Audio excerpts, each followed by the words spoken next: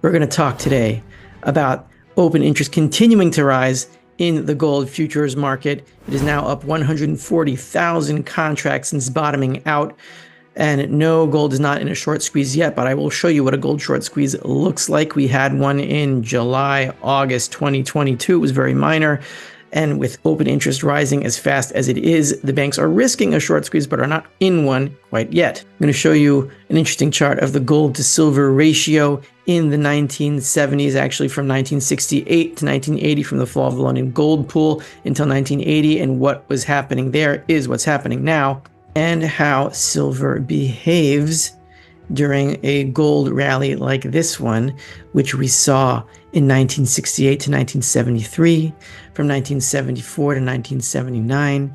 It pretty much does nothing for about 5 years until the entire market explodes. In today's market news, exclusive Indian banks halt silver imports as duty differential spurs private trade. India's banks have stopped silver imports after private traders bought large volumes of the precious metal from the United Arab Emirates to benefit from a lower duty. India, the world's biggest silver consumer, imposes a 15% import duty on the metal. The lower import tax has enabled traders to offer silver imported via IIBX at a discount of around 2%, a Mumbai-based bullion dealer with a private bank said. Let's take a quick look at the silver market's technical analysis. Silver is hovering around the $25 level, and it certainly looks as if it is trying to break out yet again to the upside.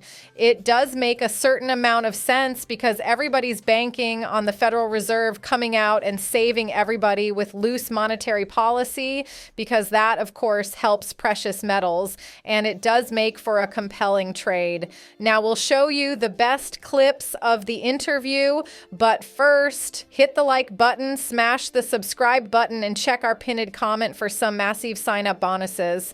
Enjoy the video.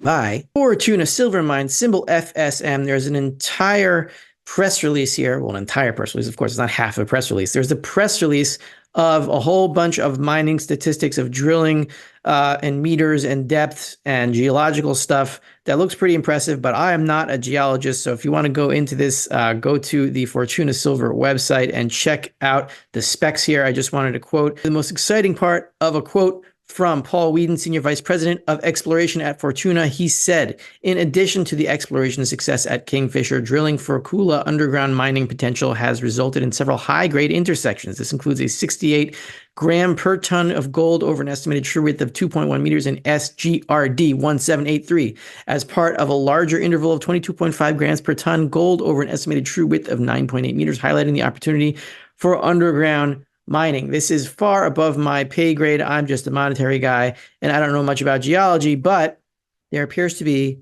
a lot more gold at the Diambasud Gold Project, and this is exciting for shareholders and potential shareholders. And yes, I own Fortuna Silver Mines. And do your own due diligence, and let's continue with this week's Silver Report. I'm not sure if my beautiful face is blocking the numbers here, but I'll read it out loud on the title. Open interest in gold futures is now up about 140,000 contracts. So this chart here is from Gold Charts R Us, and it shows here the open interest. I drew a line where we are now at about 541,000 or 539,000, somewhere around there.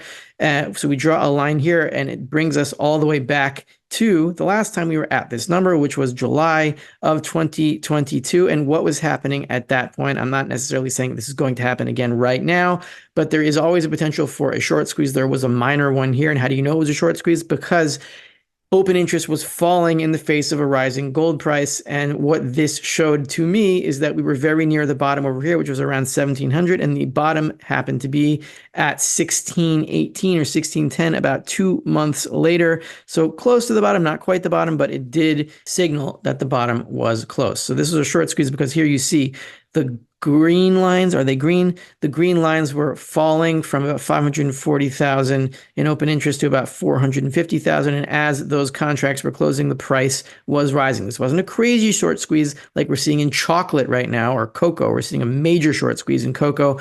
That's probably also because of physical reasons. There's a shortage of cocoa and people want chocolate because they're depressed and they want more chocolate. I understand that. I don't know anything about chocolate markets, But I want to try those fruits and have some actual chocolate fruit. What do they call those things? They look yummy. I never had one. So anyway, at this point, if we have another short squeeze at all-time highs, it would be very different than a short squeeze like this, which came from 1700 and didn't get us that far. But the higher open interest goes here, the bigger potential we have for a short squeeze, though we're not in one yet. If the banks start covering and price starts rising, that's what we will be in. We'll see in the weeks and months ahead.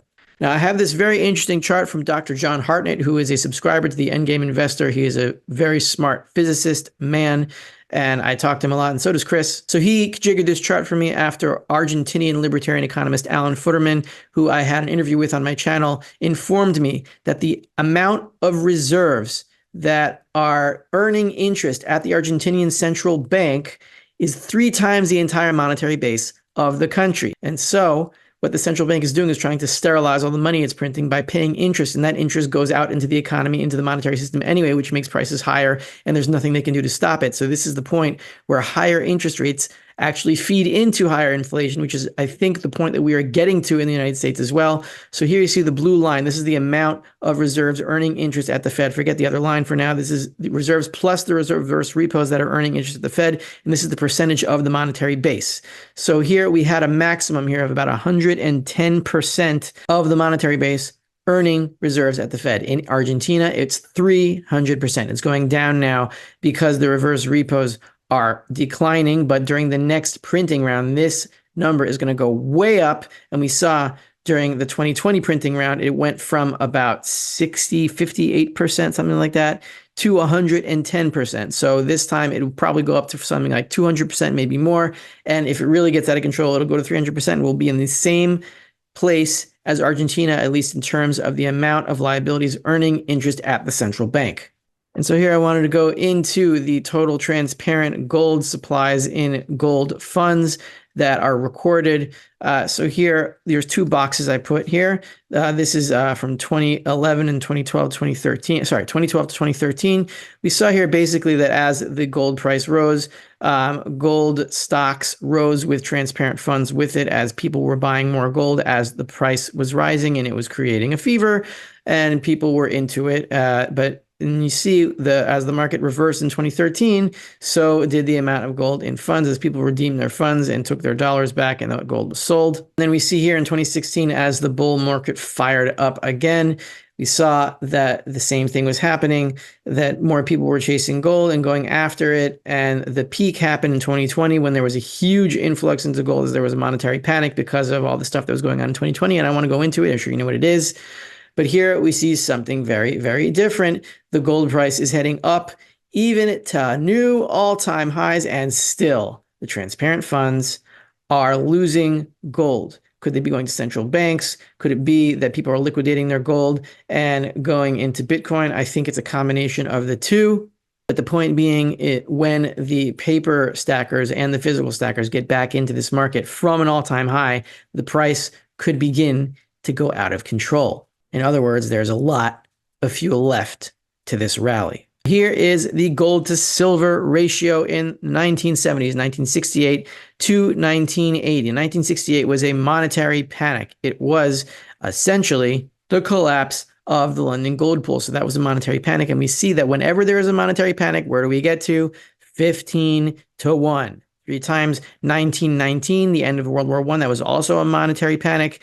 1968 was a monetary panic, and 1980 was a monetary panic. Each time during those panics, 15 to 1. What does that mean? That silver is fully remonetized by the market, not by statute, not by central banks, but by the public. So we saw in 1968 was gold was going higher and higher and higher. Nixon just closed the gold window over here. And what was the response of silver when Nixon closed the gold window? It just kept falling relative to gold, and silver bugs were like, what's going on? He closed the gold window. Why is silver so weak?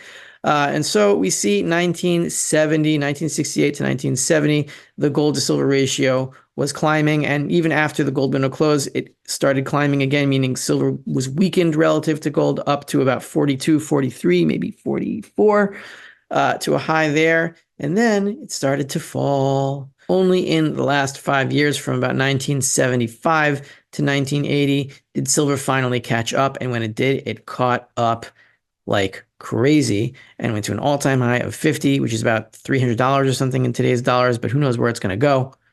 My point is that this has happened before. Silver has lagged gold during periods of bull market movement, and I'll show you more of this in the slides ahead. What tends to happen is that silver does nothing for about 5 years until it makes a parabolic spike. We see here the chart from 1968 to 1973, and you should remember, even if you weren't alive, that 1973 was a year of inflationary major panic. If you look at the CPI charts going back to 1973 especially, that was the oil embargo, that was the outbreak of the Yom Kippur War, which created an inflationary spike over all the world because OPEC was embargoing oil.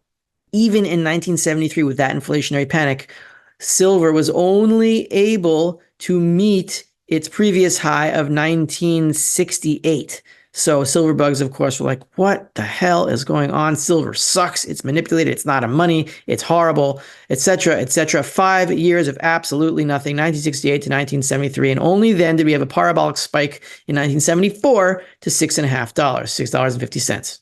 The same thing happened from 1974. Remember that spike back here? Well, that spike was this tiny little thing in 1974. From that spike to $6.50, it took another 5 years. I've showed you this before in 1979 to finally break through. And gold was making new highs, new nominal highs, and new real highs, but silver was not. And silver bugs were all disappointed. And they're like, what the hell is going on? What happened to this parabolic spike? I want that to continue. But it didn't until 1979. And then 1979 happened and everything went crazy. And finally, what do we have here? The same thing. 2020 to 2024. I can't show you the rest of this chart because it doesn't exist yet, not in this temporal universe. And I'm not a Navi, I'm not a prophet, so I can't tell you exactly when it's going to happen. But I do see the same thing is happening again of absolutely nothing. A top at 30, a double top at 30, and we have not reached a new high. We have not reached 30 again. While gold is making new highs, this is the same thing that has happened twice before, 1968, 1974, and now. And the final thing I wanted to show you is that there is a new all-time low in LBMA silver stocks. We're down to 814 million ounces here. Look at that. It makes an arrow. That's cool. And I don't know what the percentage is, but I think 60 to 70% of that is owned either by the Bank of England or by the ETFs, mainly SLV. So yeah, the silver is draining out faster now. We had a little bit of a lull here, but since mid-2023, the silver is draining out even faster, almost at this same rate from 2022. And so it's getting pretty thin out there. And this is the last gasp for the Bank Term Funding Program. You can see this little movement jig up here, about $3 billion. How is that possible if the Bank Term Funding Program ended on March 11th? Well, these numbers take into account the days before March 11th. And the days before March 11th, banks were taking a final run at the Bank Term Funding Program and getting the last little bit of cash they could out of it, which kind of signals that they expect bonds to fall in the year ahead, because if they're taking out loans and exchanging these treasuries for cash now, even when it's not advantageous in terms of interest rates, it means that they think that treasuries are going to fall in 2024, and they'd rather have the cash for face value. So next week, right, March 22nd, it's now March 15th, it's the Ides of March, and in March 22nd, $53 billion or $54 billion is coming due because these loans are out for 1 year. And if $54 billion are coming due, then that should be erased from the Fed's balance sheet, and that should be $54 billion of QT. Is it going to lead to a fault line and something in the plumbing? I don't know, but it will continue into April, where I think this is $80 billion. Now, Rafi Farber has one last message for gold and silver holders. Watch it till the end. And it's going to do the same thing this time. The only difference is when silver makes a moonshot, that means the dollar is dead. And when the dollar is dead, in my personal opinion, though I don't want to offend anybody, when the dollar is dead, Bitcoin dies too, because Bitcoin is based on the dollar. And you can disagree with that. That's fine. I'm not against holding Bitcoin, but I do have to spread the truth as I see it, even though, of course, I could be wrong because I'm just a human being with sunglasses and a hoodie. And a new all-time low in LBMA silver stocks of about 814 million ounces, and something like 60-70%, I didn't do the calculations, but it's something like that, belongs to ETFs and the Bank of England. So the LBMA is running out of silver. One more thing, it's the last gasp for the Bank Term Funding Program, which increased by about $3 billion this past week, even though it expired on March 11th, because of the statistics include the days before March 11th when banks were taking a last-minute splurge on the bailout program. And by next week, the program should be down about $54 billion, and that should reflect on the Federal Reserve's balance sheet. And the final thing I wanted to say here is that, yeah, we are waiting for the parabolic spike in silver. That is when the public no longer trusts the dollar as a gold derivative, and so they can't use it to divide gold into little retail amounts, so they have to go back to the physical stuff, to the actual silver material. And when that happens, I don't think Bitcoin is going to survive, because Bitcoin depends on the dollar, and a silver spike means that the dollar is dying. So yes, Bitcoin is outperforming in dollar terms right now, but wait for the silver spike. You can't have both a silver spike parabolic and a Bitcoin spike. It doesn't make any sense. So just watch out for it. I'm not against Bitcoin. I am just wary of it. Enjoy your gains. If you have them, I'm very happy for you. But don't forget where money originated. What do you think of Rafi Farber's take? Do you think this time is like the past? Post your answer in the comment section down below. Subscribe if you have not yet done so, and watch this video right here because you'll love it. I see you on the other side.